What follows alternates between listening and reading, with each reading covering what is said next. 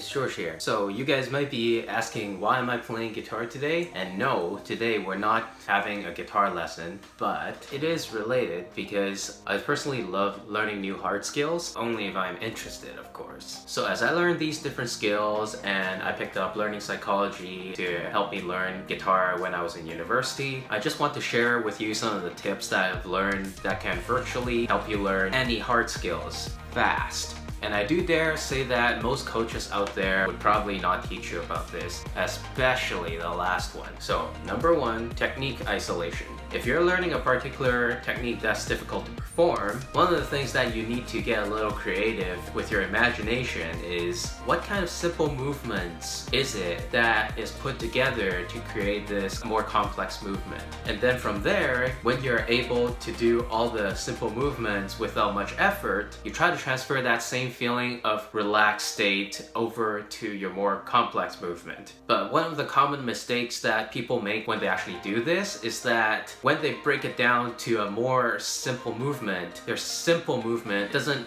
replicate that movement of that complex technique. So here you gotta be a little bit more careful if you're actually breaking it down right. And number two, speed control. I used to think that if you're going to perform something fast, you're gonna have to learn it fast. So you have a kind of like a different mode for playing fast and playing slow, which means if I'm going to want to learn how to play fast, I'll have to practice fast all the time, right?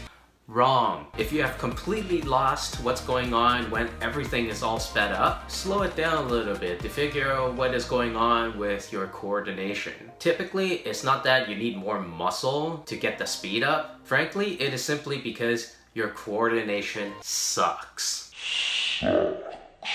So even feel free to just close your eyes, to just focus more on the coordination between your arms and legs or whatever your technique is. And visualization has also been a technique that's been scientifically researched for a long time and is proven to improve your techniques virtually as good as actual practice. Yes, virtually. No puns intended. It just somehow happened. And number three, time restriction. If you've ever learned any musical instrument in your life, having something like a metronome that provides a time restriction on the timing of your action, it will help you set the rhythm so that you know if your arms and legs are being at the right place at the right time with the exact right force. And once your body adapts to that rhythm, it helps provide you consistency in predicting the success rate of what you practice. Gradually, you learn how to relax and allow the subconscious to take over that skill for you. Now that I've mentioned about metronomes, if you ever practice with a metronome to a point that you got so bored and tired that you're about to fall asleep,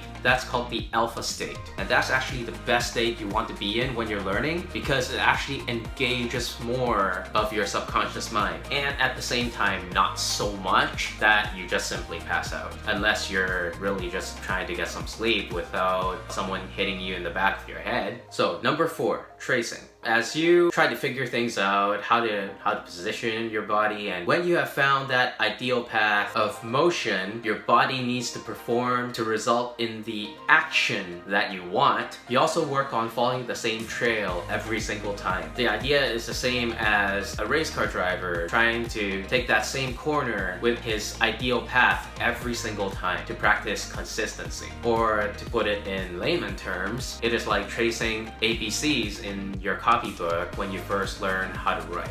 Number five, what is tension? While you're using all the techniques mentioned above, do you remember how your instructor or your coach always talk to you about tension and how you gotta relax? I want you to try this experiment. Try to clench your fists so hard that you start to see red over on your fist. And then I want you to suddenly try to expand it the opposite direction.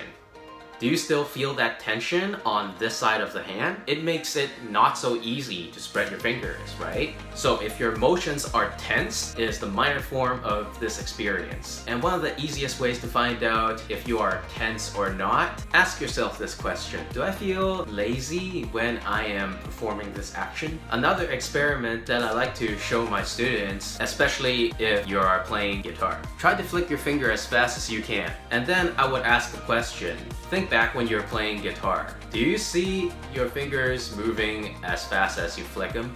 And you see how relaxed your finger is? Now, try to transfer that feeling onto your playing. So this shows that for the most part, we already have that speed. It's just that we can't coordinate at that speed. So anyhow, if you have any questions about any of these tips, feel free to leave a comment below or just shoot me a message. Hit subscribe, keep on hunting your dreams, and I'll see you all next time round.